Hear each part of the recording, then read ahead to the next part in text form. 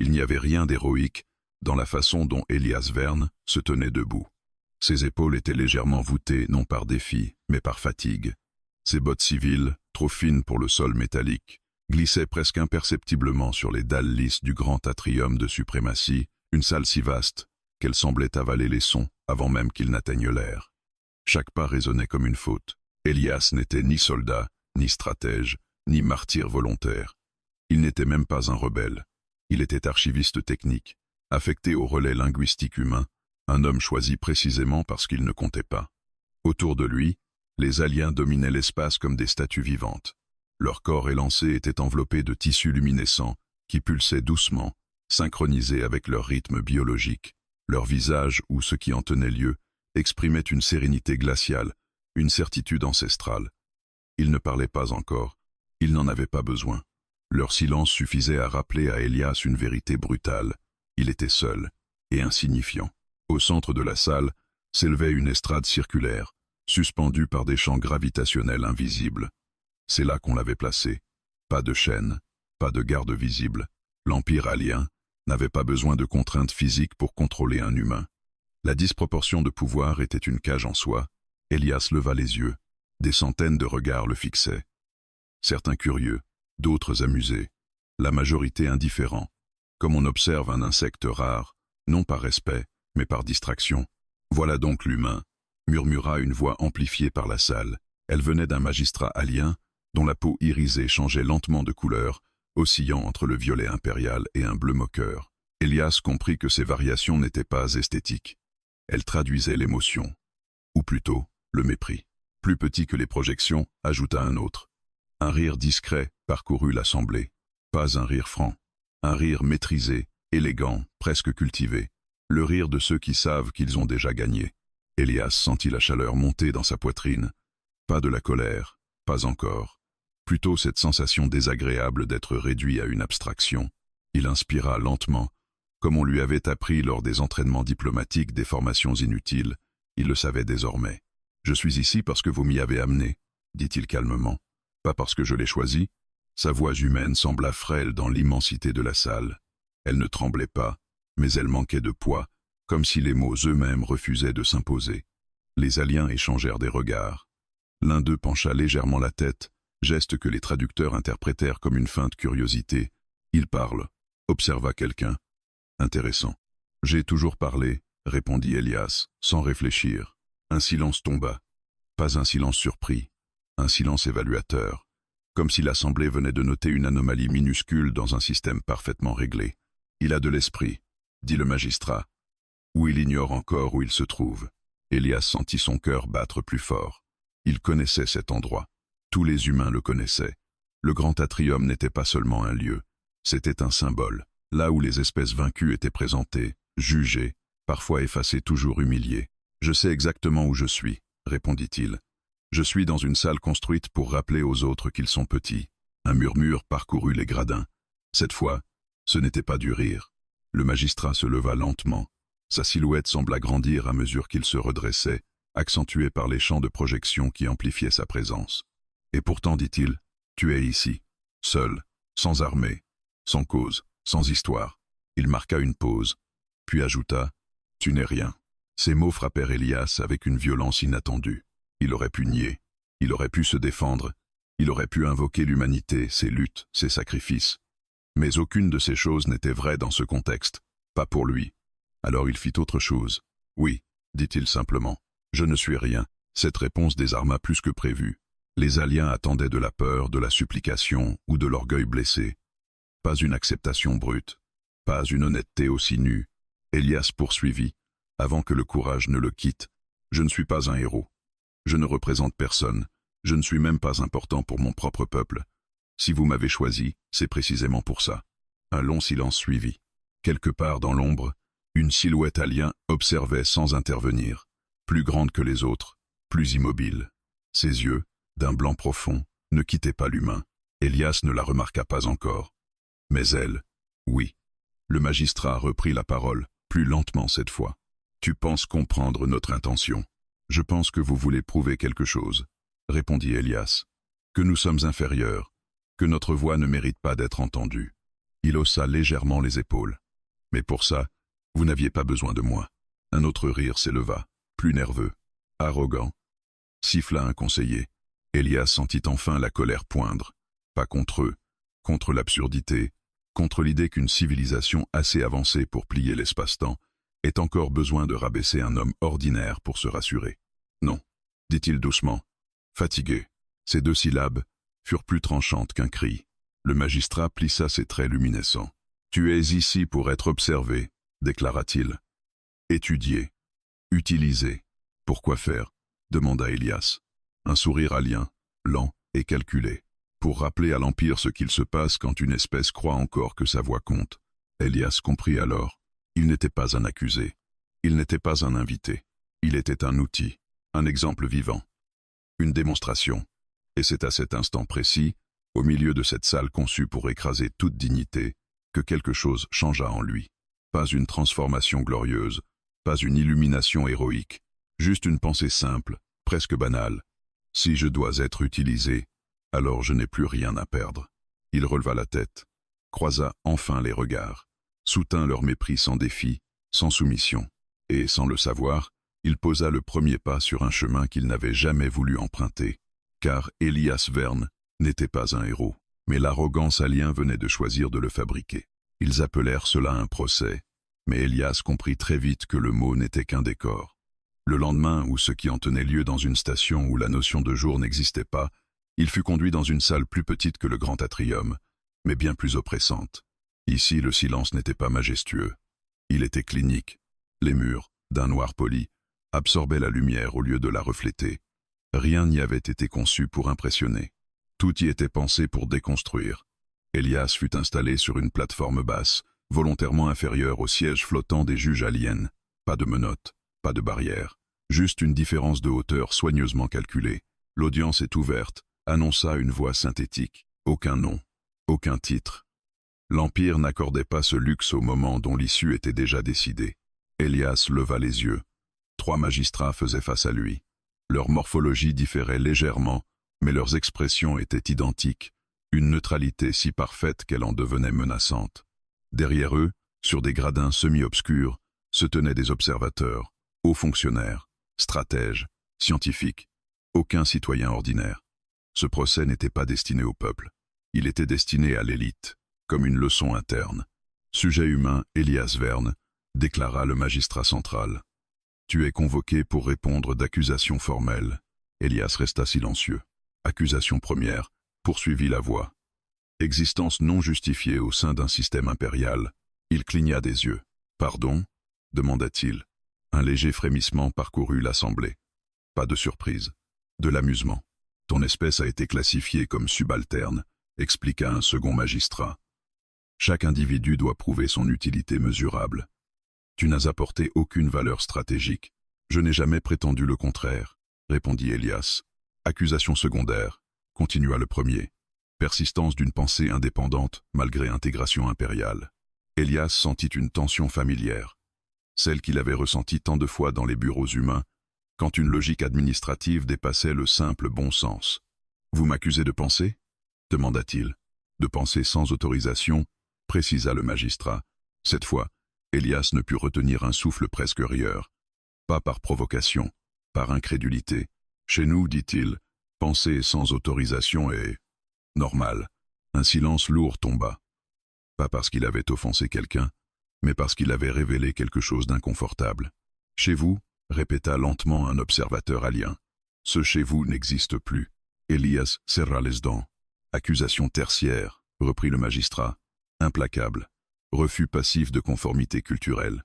Je n'ai jamais refusé, dit Elias. J'ai appris votre langue, j'ai respecté vos lois, j'ai travaillé pour vos archives. Sans elles, répliqua la voix. Sans gratitude. Elias comprit alors. Ce n'était pas son comportement qui était jugé. C'était son absence de dévotion. Vous vouliez que je vous admire, murmura-t-il. Nous n'exigeons pas l'admiration, répondit le magistrat. Seulement la reconnaissance de l'ordre naturel. Elias sentit une colère froide lui glisser le long de l'échine. Et dans cet ordre naturel, demanda-t-il, qui décide de la valeur d'une vie? Les juges échangèrent un regard bref. Calculé. L'Empire, répondit l'un d'eux. Il n'y eut aucune emphase, aucune justification, comme si la réponse était évidente. Elias inspira profondément. Il se souvenait des conseils reçus avant sa capture. Ne provoque pas, ne moralise pas, ne questionne pas. Mais quelque chose en lui refusait désormais de jouer ce rôle. Alors ce n'est pas un procès, dit-il calmement. C'est une récitation. Un murmure parcourut les gradins. Explique, ordonna le magistrat. Vous énoncez des accusations qui ne peuvent être ni réfutées ni prouvées, expliqua Elias. Vous ne cherchez pas la vérité, vous cherchez une démonstration. Il leva légèrement les mains. Et je suis le support visuel. Un observateur se pencha vers un autre. Une tension nouvelle se fit sentir. Pas de la colère, de l'agacement. Tu surestimes ton importance, déclara un conseiller. Tu n'es qu'un cas d'étude. Exactement, répondit Elias. Un cas, pas un coupable. Les magistrats central s'élèvent lentement. Ce procès existe pour rappeler à l'Empire ce qu'il se passe quand une espèce refuse sa place. Et moi, demanda Elias. Quelle est ma place? Un silence s'abattit sur la salle, puis la réponse tomba, nette, sans détour. En dessous, ces mots ne furent pas criés. Ils furent prononcés avec une telle certitude qu'ils en devenaient presque compatissants. Elias sentit quelque chose se briser en lui. Pas son courage, pas sa dignité, une illusion plus subtile, celle que la logique ou la bonne foi pourraient encore servir à quelque chose. Très bien, dit-il après un long moment. Alors finissons-en. Les magistrats inclinèrent légèrement la tête. As-tu quelque chose à déclarer pour ta défense? Elias réfléchit. Longtemps. Il pensa à l'humanité, à ses contradictions, à ses erreurs. Il pensa à sa propre insignifiance, à ses regrets, à ses lâchetés. Puis il parla.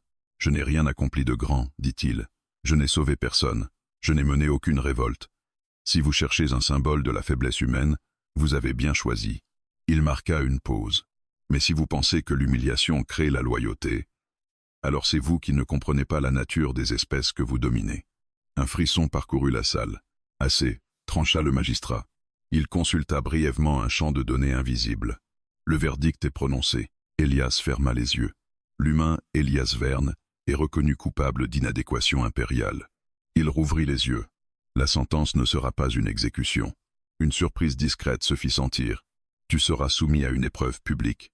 Elias sentit son estomac se nouer. Une démonstration, poursuivit le magistrat, destinée à rappeler à toutes les espèces intégrées les conséquences de la pensée non alignée. Il comprit alors l'ampleur de ce qui l'attendait. Vous allez me briser devant tout l'Empire, murmura-t-il. Non, corrigea le magistrat.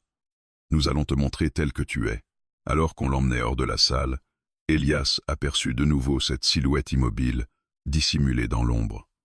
Les yeux blancs le suivaient, non avec mépris, non avec amusement, avec attention.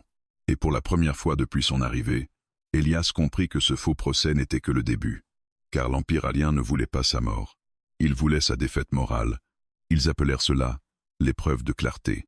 Un nom élégant, presque poétique, pour ce qui n'était en réalité qu'un rituel d'exposition publique. Elias comprit immédiatement que rien, absolument rien, n'avait été laissé au hasard. L'Empire alien maîtrisait l'art du symbole avec une cruauté raffinée. Chaque lumière, chaque silence, chaque angle de diffusion avait été pensé pour transformer un homme ordinaire en leçon vivante. On ne le conduisit pas vers une arène, ni vers une salle de torture. On l'installa dans un espace ouvert, suspendu au-dessus d'une cité orbitale. Sous ses pieds, à travers un champ de transparence contrôlé, il voyait défiler des structures colossales, des flux de vaisseaux, des foules indistinctes, des milliards d'êtres, tous connectés. Transmission active, annonça une voix neutre. Elias sentit une vibration subtile parcourir l'air. Ce n'était pas une caméra, c'était pire. Une interface sensorielle impériale, capable de retransmettre non seulement l'image et le son, mais les micro-expressions, les variations physiologiques, la peur. Il devint conscient de chaque battement de son cœur. « Sujet humain », déclara la voix, « tu es observé par l'Empire. » Elias inspira profondément. On lui avait laissé ses vêtements civils. Un choix délibéré. Pas d'uniforme, pas de symbole, juste un homme. « Très bien, » dit-il. « Alors regardez. » Un léger flottement se produisit. Les aliens n'étaient pas habitués à ce ton, ni défiant, ni suppliant, simple. La première phase de l'épreuve commença sans annonce. Des projections holographiques s'activèrent autour de lui, des images de la Terre, des archives soigneusement sélectionnées, guerre, famine, division politique, violence, tout ce que l'humanité avait de plus sombre. compressée en une fresque accusatrice. « Voici ton espèce », déclara la voix. Instable, autodestructrice, inapte à l'harmonie impériale. Elias regarda les images sans détourner les yeux. Il les connaissait. Il avait grandi avec elles. « Vous n'avez rien montré de faux, dit-il. Mais vous n'avez pas tout montré non plus. Ce qui n'est pas efficient n'est pas pertinent, répondit la voix. Les projections changèrent. On montra maintenant des données. Courbes, statistiques, prédictions. L'humanité y apparaissait comme une anomalie temporaire, une variable négligeable dans l'équation cosmique. Selon nos calculs, poursuivit la voix, l'extinction humaine n'affecterait aucun équilibre majeur. Elias sentit un pincement dans sa poitrine. Pas pour lui. Pour l'idée même qu'une civilisation puisse réduire une autre à un graphique. « Et vous appelez ça de la clarté » demanda-t-il. Aucune réponse. La deuxième phase débuta.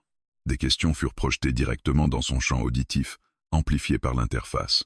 Elles n'étaient pas posées pour être comprises. Elles étaient posées pour piéger. Pourquoi ton espèce a-t-elle échoué à s'unifier? Pourquoi avez-vous besoin de héros? Pourquoi continuez-vous à croire que la vérité a une valeur morale? Chaque question était accompagnée d'une brève pause, calculée pour laisser le malaise s'installer. Elias répondit. Pas toujours immédiatement. Parfois après un silence trop long pour être confortable. Nous n'avons jamais été conçus pour l'unité parfaite, dit-il. Nous sommes faits de contradictions, faiblesses, jugea la voix. Peut être, mais aussi source de créativité. Un frémissement parcourut le réseau. Pas de colère, de la confusion. Nous avons besoin de héros, poursuivit Elias, parce que nous savons que nous sommes imparfaits. Les héros sont des rappels, pas des solutions. Et la vérité? Elias hésita. Pour la première fois. La vérité, dit-il enfin, n'est pas toujours utile. Mais sans elle, il ne reste que le pouvoir. Un silence lourd s'abattit. Les aliens observaient. Ils prenaient des notes. Ils attendaient le moment où l'humain se contredirait, se briserait, se trahirait. La troisième phase arriva sans transition. « Exprime ta peur », ordonna la voix. Elias fronça les sourcils. « Ma peur? Oui. Décris-la, en détail. » Il comprit alors. Ce n'était plus une épreuve intellectuelle. C'était une mise à nu émotionnelle. « Pourquoi » demanda-t-il. « Parce que la peur révèle la hiérarchie naturelle. » Elias ferma les yeux. Il pensa à la solitude, à la sensation d'être réduit à un outil, à l'idée de disparaître sans laisser de traces. Il pensa à la terre, qu'il ne reverrait probablement jamais. « J'ai peur », dit-il lentement, « de mourir sans avoir compté pour qui que ce soit. » La phrase traversa l'Empire comme une onde. Ce n'était pas un aveu spectaculaire, pas une panique, c'était humain. « Tu confirmes ton insignifiance », déclara la voix. Elias rouvrit les yeux. « Non », répondit-il. « Je confirme que je suis comme la plupart des êtres conscients. Nous voulons tous compter, même un peu. » Un murmure se répandit dans les couches sociales connectées. Certains aliens coupèrent le flux, d'autres le regardaient avec une attention nouvelle. Alors la voix tenta le coup final. « Renie ton espèce », ordonna-t-elle. « Reconnais publiquement son échec, et l'épreuve prendra fin. » Elias sentit son souffle se bloquer. Il comprit que c'était là le véritable objectif. Pas l'humiliation, pas le divertissement, la capitulation symbolique. Il resta silencieux longtemps. Assez longtemps pour que les algorithmes de diffusion commencent à signaler une tension maximale. « Je ne peux pas faire ça », dit-il enfin. « Parce que tu es loyal ?» Elias secoua la tête. « Parce que ce serait un mensonge. » Un rire parcourut certaines strates de l'Empire. « Tu préfères souffrir plutôt que de mentir ?» demanda la voix. « Je préfère être cohérent. » Ce mot sembla déstabiliser plus que prévu. « Nous avons échoué, » dit Elias souvent. « Nous échouerons encore. Mais renier ce que nous sommes pour vous rassurer, ça, ce serait vraiment inutile. » La diffusion atteignit son apogée. L'Empire avait voulu montrer un humain faible. Il montrait désormais un humain intègre. La voix se tut. Les projections s'éteignirent. Elias resta seul, haletant, suspendu au-dessus du vide. Épreuve terminée, annonça finalement le système. On le ramena dans sa cellule, sans violence, sans mots. Mais quelque chose avait changé. Il le sentait. Dans les silences trop longs, dans les regards évités. Il n'avait pas gagné. Il n'avait pas résisté. Il avait simplement refusé de se trahir. Et dans un empire bâti sur l'arrogance, ce refus banal venait de devenir un problème majeur. Car sans le vouloir, Elias avait transformé leur divertissement en miroir. Et certains n'aimaient pas ce qu'ils y avaient vu. Le silence qui suivit l'épreuve de clarté fut plus inquiétant que n'importe quelle menace. Elias s'en rendit compte dès son retour en détention. Sa cellule n'avait pas changé, même paroi lisse, même lumière diffuse sans source identifiable, même absence de repères temporels. Pourtant, quelque chose d'invisible pesait désormais dans l'air. Les systèmes de surveillance, autrefois bruyants de micro-oscillations, semblaient suspendus dans une attente prudente. Ils n'étaient plus simplement observés, ils étaient évalués. Les premières heures passèrent sans incident, puis les jours. Aucun interrogatoire, aucune punition, aucun ordre. Cette absence de réaction trahissait un désaccord interne bien plus profond que la colère. L'Empire alien, si sûr de sa supériorité, venait de rencontrer un imprévu. Un humain qui n'avait ni cédé, ni défié, seulement persisté. Elias s'adossa contre la paroi et ferma les yeux. Il se sentait vidé. L'épreuve l'avait laissé nu, non pas physiquement mais intérieurement. Il ne savait pas ce que l'Empire ferait de lui maintenant, et c'était précisément cela qui l'effrayait. La première visite survint sans annonce. La paroi se dissout dans un chuintement doux, révélant une silhouette élancée, plus grande que la plupart des aliens qu'il avait vus jusque-là. Sa posture était droite, mais dénuée de l'arrogance ostentatoire des magistrats. Sa peau était d'un blanc opalin, presque mat, et ses yeux entièrement clairs semblaient absorber la lumière plutôt que la refléter. Elias reconnut aussitôt la présence silencieuse qu'il avait aperçue lors du procès. « Tu es l'observatrice » dit-il prudemment. Elle inclina légèrement la tête. « On me désigne ainsi » répondit-elle. « Mais ce titre est incomplet. » Sa voix n'était pas amplifiée, pas filtrée. Elle parlait directement, avec une précision troublante. « Pourquoi suis-je encore en vie » demanda Elias. Elle le fixa longuement avant de répondre. « Parce que ton épreuve n'a pas produit l'effet escompté. » Elias esquissa un sourire fatigué. « Je m'en doutais. » Elle s'avança d'un pas, sans hostilité. L'Empire attendait une démonstration de faiblesse. Il a obtenu une anomalie narrative. « Une quoi ?»« Un récit incontrôlé, » expliqua-t-elle. Les spectateurs n'ont pas tous perçu la même chose. Elias comprit. L'Empire fonctionnait sur l'uniformité de l'interprétation, une vérité unique, imposée par le haut. Ce qu'il avait offert, malgré lui, c'était une ambiguïté, et l'ambiguïté était dangereuse. « Vous auriez pu couper la diffusion, » dit-il. « Certains l'ont fait, » répondit-elle. D'autres ont regardé jusqu'au bout, et ont continué à regarder ensuite. Elle marqua une pause. Ils ont partagé des extraits, des phrases, des silences. Elias sentit un frisson lui parcourir l'échine. « Et ça vous inquiète ?»« Oui. » Ce mot, prononcé sans détour, eut un poids immense. « Pourquoi venir me le dire ?» demanda-t-il. Elle sembla hésiter. Un phénomène rare chez un être de ce rang, parce que l'Empire n'aime pas ce qu'il ne contrôle pas. Et tu es devenu difficile à contrôler. Elle fit apparaître un champ de données, projetant des flux de conversation aliens. Elias ne comprenait pas toutes les nuances, mais il saisissait l'essentiel. Débat, contradiction, questionnement. Certains affirment que tu as prouvé la résilience humaine, dit-elle. D'autres estiment que tu as simplement exposé une faiblesse émotionnelle exploitable. Et vous ? demanda Elias. Elle le regarda. Je pense que tu n'as rien prouvé. Et c'est précisément le problème. Elias fronça les sourcils. Expliquez-moi. L'Empire se nourrit de récits clairs, dit-elle. Victoire ou échec, supériorité ou soumission. Ton comportement n'entre dans aucune de ces catégories. Elle fit disparaître les projections. Tu n'as pas résisté. Tu n'as pas obéi. Tu as simplement été cohérent. Ce mot, encore. Elias eut un rire bref, presque amer. Je n'ai fait que répondre honnêtement. Justement, un silence s'installa entre eux. Un silence différent de ceux imposés par les salles impériales. Celui-ci n'écrasait pas, il laissait de l'espace. « Que va-t-il m'arriver » demanda Elias. L'observatrice détourna légèrement le regard. « Certains réclament ta disparition immédiate.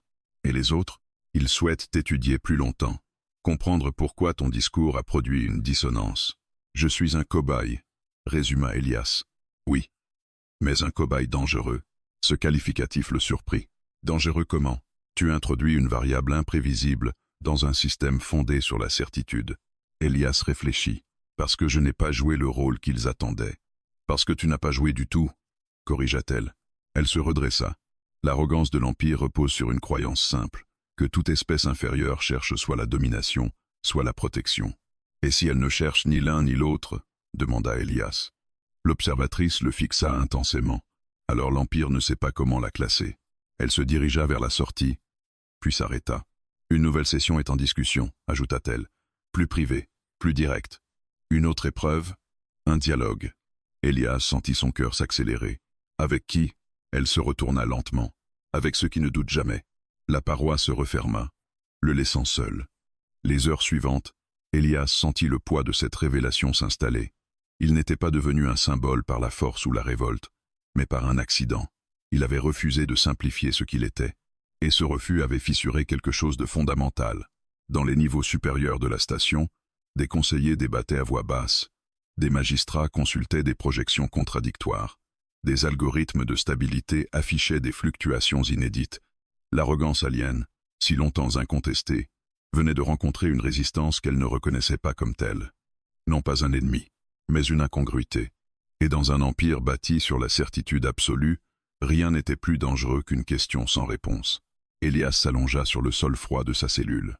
Il n'avait rien conquis, rien revendiqué, rien demandé. Pourtant, quelque part, très loin de lui, l'Empire commençait à trembler. Et ce tremblement, il le savait désormais, n'était que le début. La décision fut prise sans cérémonie. Pas de proclamation impériale, pas de décret public. Juste une ligne ajoutée dans un flux de données classifiées, validée par une majorité prudente. Le sujet humain devait disparaître, non exécuté, non martyrisé, effacé. Dans l'Empire alien, l'effacement était une science ancienne, plus efficace que la mort. Un individu supprimé de tous les récits cessait d'exister, même dans la mémoire collective. C'était une victoire propre, silencieuse, sans résonance émotionnelle. Elias comprit que quelque chose se préparait bien avant qu'on ne vienne le chercher. Les cycles lumineux de sa cellule changèrent subtilement. Les surveillances cessèrent presque entièrement. Le silence, autrefois pesant, devint creux, comme un espace abandonné. On ne venait plus l'observer, on venait le préparer. Lorsqu'ils entrèrent enfin, ils n'étaient que deux, des agents impériaux, pas des soldats. Leur corps était plus compact, leurs mouvements dénués de toute ostentation, des techniciens de la disparition. « Suis-nous » ordonna l'un d'eux. Elias ne résista pas. Il savait que la résistance n'aurait aucun sens, et au fond de lui, une étrange lassitude avait remplacé la peur. Il avait déjà traversé le pire, être vu. Maintenant on voulait le rendre invisible. Ils le conduisirent à travers des couloirs qu'il n'avait jamais empruntés, des zones mortes de la station, où l'architecture perdait sa grandeur pour devenir purement fonctionnelle. Ici, pas de symbole, pas de statue, juste des surfaces conçues pour ne laisser aucune trace. « Où m'emmenez-vous » demanda Elias. Aucune réponse. Ils arrivèrent devant une chambre étroite, plongée dans une pénombre bleutée. Au centre, une plateforme entourée de champs de confinement. « Entre eux » dit l'agent. Elias obéit. Le champ se referma autour de lui avec un léger bourdonnement. Pas douloureux, pas violent, juste, définitif. Procédure d'effacement narratif initialisée, annonça une voix artificielle. Elias fronça les sourcils. Effacement narratif, suppression progressive de toutes les occurrences publiques de ton existence, expliqua la voix. Flux médiatique, archives civiles, réseau mémoriel. Il sentit un froid l'envahir. « Vous allez me tuer » demanda-t-il. « Non » répondit la voix. « Tu continueras à vivre. Mais personne ne saura que tu as vécu. » Elias ferma les yeux. Il pensa à cette ironie cruelle. Après avoir été exposé à des milliards de consciences, il allait être réduit à un fantôme. La procédure commença. Il ne ressentit rien physiquement. Mais quelque chose en lui se déchira lorsqu'il comprit que, quelque part, des extraits de l'épreuve de clarté disparaissaient. Des phrases qu'il avait prononcées étaient altérées, sorties de leur contexte, puis supprimées. Des enregistrements étaient reclassifiés, fragmentés, rendus incohérents. Pourtant, pas tous. L'Empire était rapide, mais pas parfait. Car ce qu'il avait sous-estimé, c'était la lenteur humaine, la capacité de certaines consciences à s'attarder. Pendant que les algorithmes effaçaient, des êtres aliens, pour la plupart, avaient déjà sauvegardé des fragments, pas par rébellion, par curiosité, par inconfort, par intuition. Une phrase en particulier refusait de disparaître. « Je préfère être cohérent ». Elle circulait, sans source, sans visage, juste une idée. Dans la chambre d'effacement, Elias sentit le champ vibrer. « Anomalie détectée », annonça la voix. Les agents échangèrent un regard. « Continuez », ordonna l'un d'eux.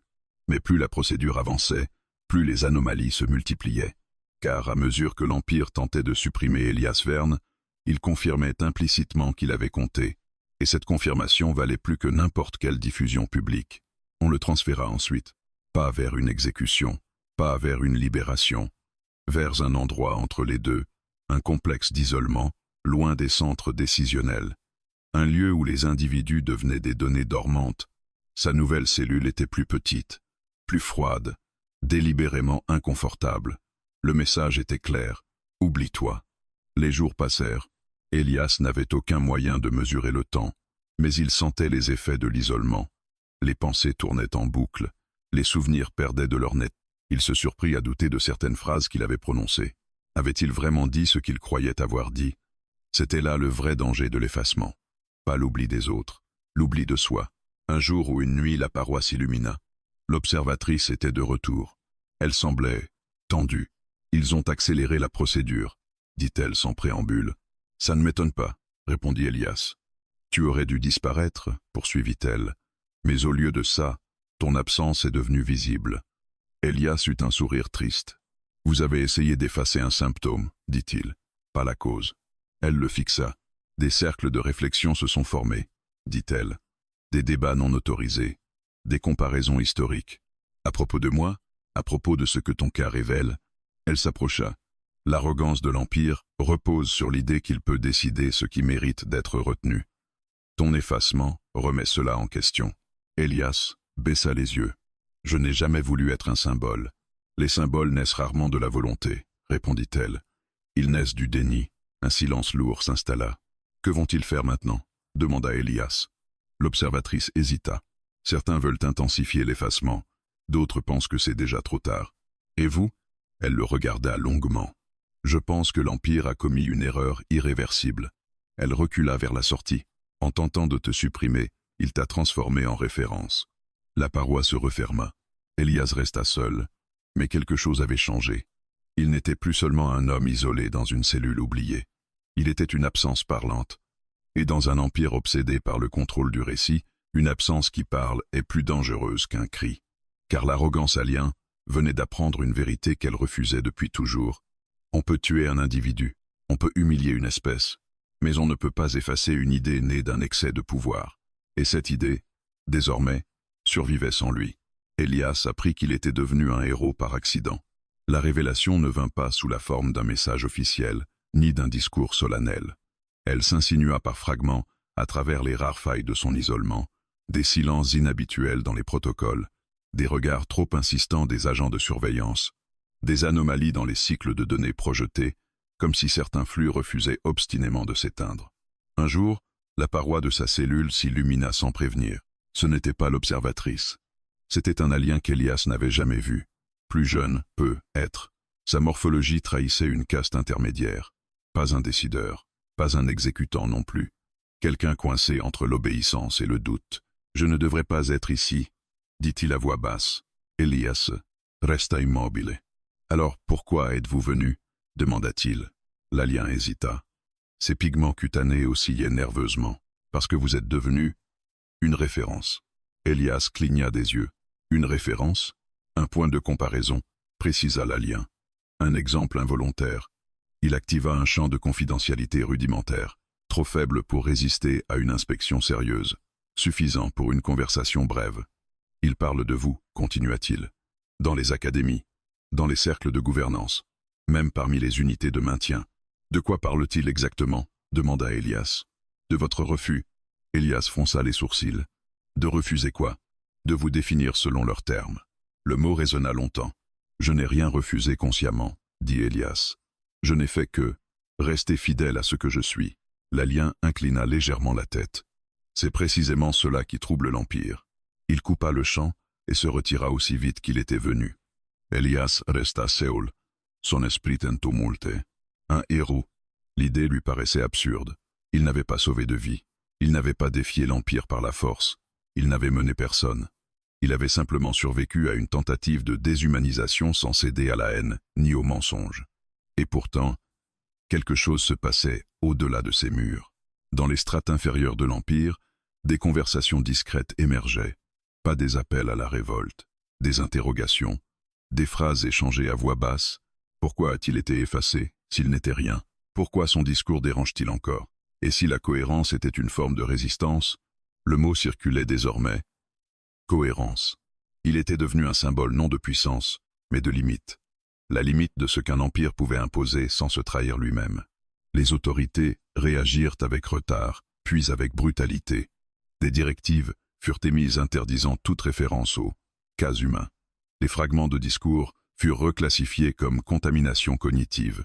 Des sanctions tombèrent, mais chaque mesure renforçait paradoxalement l'idée que quelque chose méritait d'être étouffé. Dans l'isolement, Elias sentit le contre-coup. Les interrogatoires reprirent. Plus subtils, plus insistants. « Reconnais que ton cas est exceptionnel », lui demanda un analyste. « Je ne le crois pas », répondit Elias. « Je pense que n'importe qui placé dans ma situation aurait pu répondre de la même manière. Tu refuses donc le statut que certains te prêtent ? » « Oui. » « Pourquoi ?» Elias réfléchit. « Parce que les héros servent souvent à éviter les remises en question collectives, dit-il. On les admire pour ne pas changer. » L'analyste resta silencieux. « Tu nies donc ta propre influence. » « Je nie qu'elle m'appartienne. » Ces réponses furent enregistrées, analysées, jugées dangereuses. À l'extérieur, cependant, l'effet inverse se produisait. Plus Elias refusait l'étiquette, plus elle s'imposait. Dans certaines académies aliens, des enseignants évoquaient désormais le paradoxe humain, non comme une apologie, mais comme un cas d'étude. Des étudiants débattaient. L'Empire pouvait-il réellement absorber une espèce qui refusait de se définir par la soumission ou la domination ? Dans les rangs subalternes, des agents citaient Elias sans le nommer. Il n'a rien revendiqué. Et c'est pour ça qu'il a tout déplacé. Elias, lui, s'épuisait. L'isolement prolongé, la pression psychologique, la dissonance entre ce qu'il vivait et ce qu'il devenait pour les autres creusait un fossé douloureux. Il se sentait dépossédé de sa propre histoire. Un soir, l'observatrice revint. Elle semblait changer, moins distante. Plus grave. « Ils ne peuvent plus te faire disparaître, dit-elle. Parce qu'il est trop tard, demanda Elias. Parce que tu es devenu une contrainte systémique.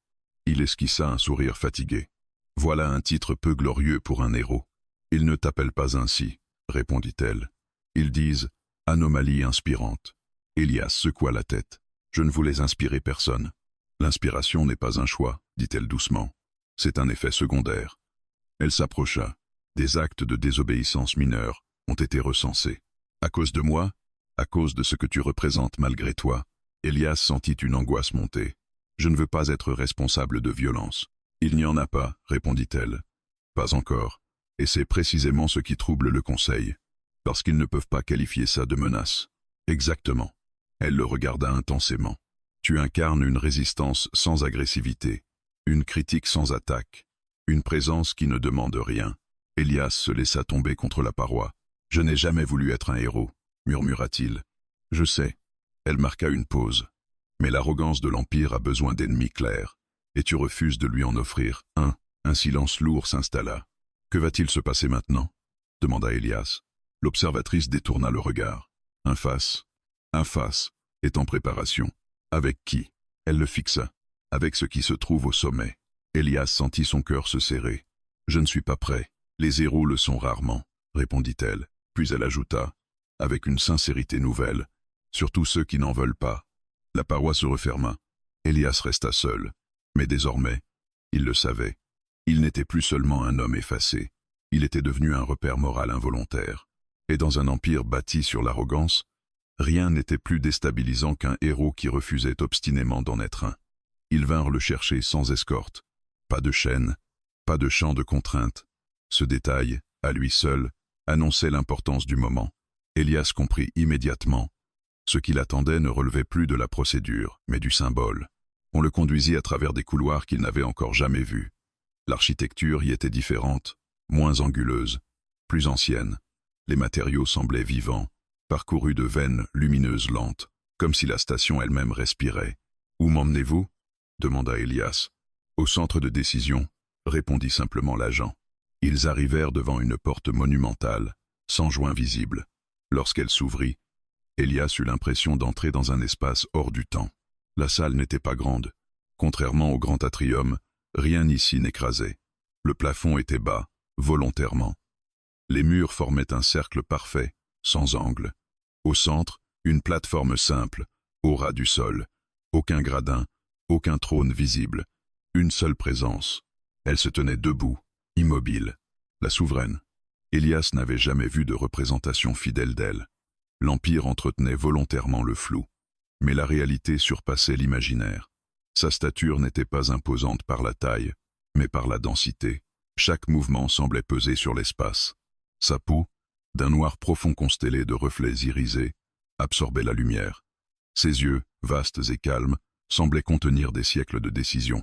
Les agents se retirèrent sans un mot. La porte se referma. Ils étaient seuls. « Tu n'es pas ce que j'attendais », dit-elle finalement. Sa voix n'était ni amplifiée, ni filtrée. Elle résonnait directement dans l'esprit, claire, posée. « Je pourrais dire la même chose », répondit Elias après un instant. Un silence passa entre eux, dense mais non hostile. « Tu sais pourquoi tu es ici ?» reprit-elle. « Parce que l'Empire ne sait plus quoi faire de moi. » Un imperceptible frémissement parcourut ses traits. « Tu te perçois donc comme un problème. Je crois que je suis devenu un miroir, dit Elias, et que vous n'aimez pas ce que vous y voyez. » Elle l'observa longuement. « L'arrogance, dit-elle enfin. C'est le mot que vous utilisez. Vous autres humains, ce n'est pas un mot réservé à une espèce, répondit Elias. Elle esquissa ce qui ressemblait à un sourire lointain. Tu parles avec une liberté qui t'a été accordée par ta position singulière. Ou que j'ai prise, corrigea-t-il doucement. Elle ne contesta pas. Pourquoi refuses-tu d'être un héros? Demanda-t-elle alors, frontalement.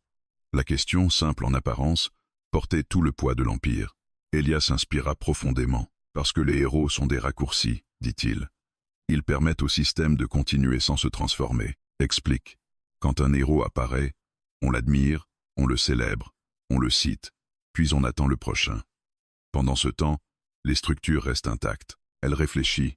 Et tu refuses ce rôle parce que je ne veux pas être utilisé pour éviter une remise en question collective. Un silence.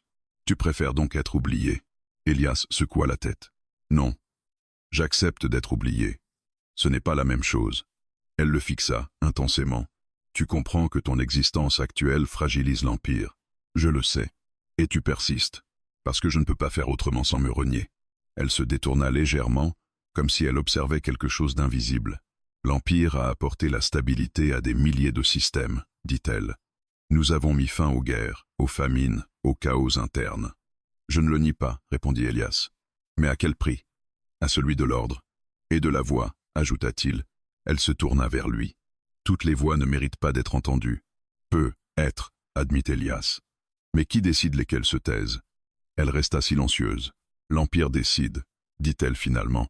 Alors l'Empire se place au-dessus de toute remise en question, conclut Elias. Et c'est là que commencent les fissures. Elle le fixa longuement. Tu es dangereux, dit-elle sans colère. Je n'ai jamais voulu l'être. Les idées n'ont pas besoin d'intention pour être dangereuses. Elle s'approcha, réduisant la distance entre eux. Dis-moi, demanda-t-elle, pourquoi refuses-tu de mener ceux qui te suivent? Elias la regarda droit dans les yeux. Parce que personne ne me suit, dit-il. Ils marchent à côté de quelque chose qu'ils reconnaissent en eux-mêmes. Elle sembla troublée. Tu nies donc toute hiérarchie. Je nie que la vérité ait besoin d'un porte-étendard. Un long silence s'installa, le plus long depuis le début de leur rencontre. Enfin, elle parle. Les héros sont nécessaires quand les empires échouent. Elias sentit son cœur se serrer. Oui, répondit-il doucement. Et s'ils deviennent nécessaires, c'est que quelque chose doit changer. Elle ferma lentement les yeux. Tu ne proposes aucune alternative. Je propose une question, dit Elias. Et parfois, c'est tout ce qu'il faut pour commencer. Elle rouvrit les yeux. L'Empire pourrait te libérer, dit-elle. Te renvoyer loin d'ici. Faire de toi une note de bas de page. Vous pourriez, répondit Elias. Mais ce que je représente continuerait d'exister. Et si je te faisais exécuter? Elias soutint son regard. Alors vous prouveriez que l'Empire n'a pas peur des armes, mais des idées. Un silence lourd tomba. Finalement, la souveraine recula. Tu as posé une question que je ne peux pas effacer, dit-elle, ni par la mort, ni par l'oubli. Elle se détourna. L'Empire va changer, ajouta-t-elle, ou prétendre changer. Les deux auront un coup. Elle fit quelques pas, puis s'arrêta. Tu partires. Elias resta immobile. Libre? Demanda-t-il. Libre de disparaître, répondit-elle. Libre de rester humain. Elle le regarda une dernière fois. Ce humain n'était pas un héros, dit-elle lentement. Mais l'arrogance alien l'a créé. La porte s'ouvrit derrière Elias. Il sortit sans se retourner, sachant que ce face à face venait de marquer la fin d'un monde et le début d'une incertitude bien plus vaste. Elias quitta la station impériale sans cérémonie. Pas d'annonce officielle, pas de diffusion, pas même un regard d'adieu. Un vaisseau de transit anonyme l'attendait, déjà alimenté, déjà programmé. Sa destination n'était indiquée nulle part dans les systèmes visibles. Ce flou était intentionnel. L'Empire ne voulait pas qu'il devienne un point fixe, un lieu de pèlerinage symbolique. Il voulait qu'il s'éteigne dans la dispersion. Elias s'assit seul dans la cabine, observant les parois ternes qui vibraient doucement au démarrage. Il aurait dû ressentir un soulagement, être même une forme de victoire. Mais ce qu'il éprouvait ressemblait davantage à un épuisement calme, profond, comme après une tempête qui laisse le paysage intact mais vidé. Lorsque le vaisseau quitta l'orbite, il sentit quelque chose se détacher en lui. Pas la peur, pas la colère, la responsabilité. Il n'était plus observé, plus analysé, plus attendu. L'Empire avait cessé de le définir, et pour la première fois depuis longtemps, il n'était plus un symbole malgré lui. Il redevenait un homme. Les jours passèrent durant le voyage. Elias ne savait pas combien. Le vaisseau ne communiquait aucune donnée temporelle. Il se contentait d'avancer, silencieux, à travers des corridors stellaires que l'Empire utilisait rarement, des routes de l'oubli. Il passa de longues heures à penser, non pas à ce qu'il avait dit, mais à ce qu'il avait laissé derrière lui. Car même sans le vouloir, il avait déclenché quelque chose. Dans les sphères impériales, le départ d'Elias fut interprété de multiples façons. Officiellement, rien n'avait changé. Les structures restaient en place. Les magistrats conservaient leur autorité. Les flux de domination continuaient de circuler. Mais sous cette surface immobile, des microfractures s'étaient formées. Dans certaines académies, des cours furent discrètement modifiés. On introduisit des modules sur la cohérence interespèce. Des termes auparavant bannis apparurent dans des documents internes, doutes, limites, autocritique. Dans les rangs subalternes, des officiers hésitaient désormais avant d'appliquer certaines directives. Pas par désobéissance ouverte, par réflexion. Une pause infime, presque imperceptible mais suffisante, pour ralentir une machine conçue pour l'instantanéité. Même au sommet, la souveraine ne dormait plus de la même manière. Elle repensait souvent à cette question que l'humain n'avait jamais formulée explicitement, mais qui résonnait encore. Qui décide de la valeur d'une voix? Ce doute n'était pas une révolution. Il n'avait pas renversé l'Empire. Il l'avait simplement déséquilibré. Et parfois c'est tout ce qu'il faut. Elias, lui, fut déposé sur une planète marginale, à la périphérie des routes commerciales, une colonie composite, peuplée d'espèces diverses, loin des centres de pouvoir, un endroit où personne ne connaissait son visage, où son nom n'évoquait rien. Il choisit de rester. Il travailla d'abord comme traducteur, puis comme médiateur local, des rôles modestes, invisibles, exactement ce qu'il avait toujours été. Et pourtant, parfois, au détour d'une conversation, quelqu'un citait une phrase, pas toujours la même, parfois déformée, parfois attribuée à personne. La cohérence est une forme de résistance. Les empires craignent les questions qu'ils ne contrôlent pas. Refuser de mentir est déjà un choix politique. Elias n'intervenait jamais. Il écoutait. Il souriait parfois, puis il reprenait son travail. Il ne corrigeait pas les légendes. Il ne revendiquait rien, car il avait compris quelque chose d'essentiel. Les idées survivent mieux quand elles ne cherchent pas de propriétaire. Les années passèrent. L'Empire, fidèle à sa nature, tenta de récupérer le récit, de le reformuler, de le rendre compatible avec sa propre mythologie. Dans certains cercles, Elias devint une figure abstraite. L'humain toléré, l'anomalie acceptable, une manière élégante de neutraliser la portée de son passage. Mais ailleurs, dans les zones grises, son histoire continuait d'évoluer. Pas comme un mythe héroïque, comme un repère moral, un rappel discret qu'il existait des limites à ce que même une civilisation dominante pouvait imposer sans se transformer en caricature d'elle-même. Un jour, bien plus tard, Elias reçut un message, pas impérial, pas officiel, un simple signal personnel, crypté à l'ancienne. Les structures n'ont pas chuté, mais certaines ne tiennent plus seules. Oh, ainsi, il n'eut pas besoin de signature. Il ferma les yeux un instant. L'arrogance alien n'avait pas disparu. Elle ne disparaîtrait probablement jamais.